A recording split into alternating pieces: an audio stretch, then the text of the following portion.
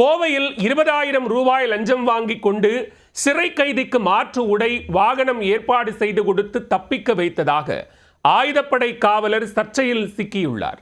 ஆந்திர மாநில சிறை கைதியுடன் டீல் பேசி பணத்திற்காக காவலரே குற்றத்திற்கு உடந்தையான சம்பவத்தின் பின்னணி என்ன? மருத்துவமனையிலிருந்து சிறை கைதி தப்பி ஓடிய விவகாரம். பணம் வாங்கிக் கொண்டு மாற்று உடை வாகனம் ஏற்பாடு செய்து கொடுத்து தப்பிக்கவிட்ட காவலர். UPI மூலம் காவலருக்கு பணம் அனுப்பி டாடா காட்டிய கைதியை மீண்டும் கைது செய்து விசாரிக்கும் போலீஸ். சிறை கைதியும் பணம் வாங்கிக் கொண்டு தப்பிக்கவிட்ட காவலரும். நடந்தது என்ன?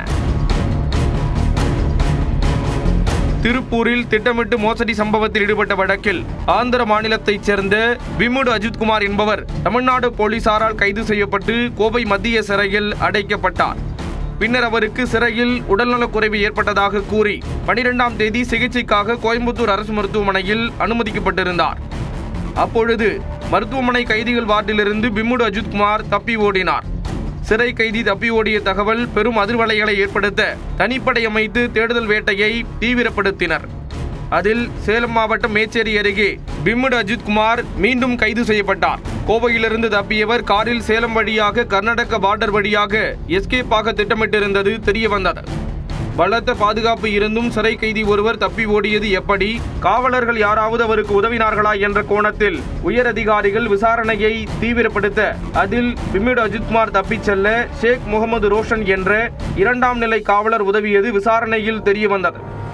இதனையடுத்து காவலர் ஷேக் முகமது ரோஷன் கைது செய்யப்பட்டார். மேலும் பணியின் போது கைதிகள் வார்டில் காவல் பணியில் இருந்த காவலர்கள் பாரதிதாசன், அசோக் குமார், சிறப்பு உதவி ஆய்வாளர் பெரியசாமி ஆகிய மூவரும் அஜாக்கிரதையாக இருந்ததாக பணியிடை நீக்கம் செய்யப்பட்டனர்.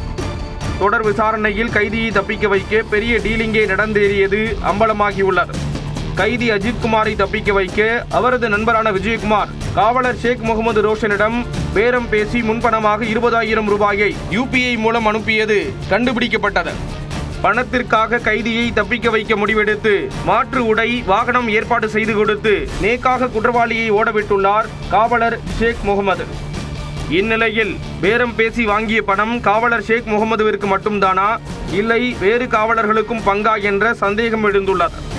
அதனால் பணம் அனுப்பிய கைதியின் நண்பரான விஜயகுமாரையும் கைது செய்து போலீசார் விசாரித்து வருகின்றனர். அதில் மேலும் பல காவலர்களும் சிக்குவார்கள் என எதிர்பார்க்கப்படுகிறது.